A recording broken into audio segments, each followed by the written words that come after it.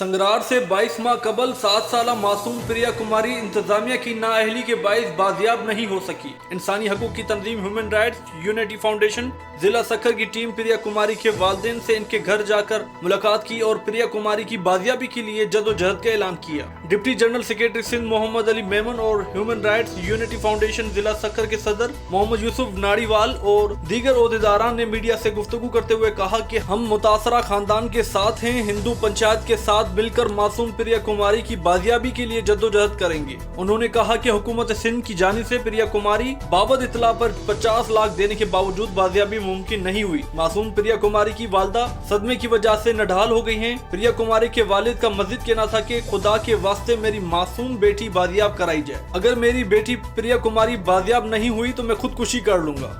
इंसानी हकूक की तंजीम ह्यूमन राइट्स यूनिटी फाउंडेशन जिला सक्खर की टीम ने वफाकी हुकूमत, सिंध हुकूमत और IG Sindh, DIG Sukkur, SSP Sukkur समेत आला अमलदारों से मुतालबा करते हैं कि मासूम प्रिया कुमारी को जल्द बाजियाब कराया जाए।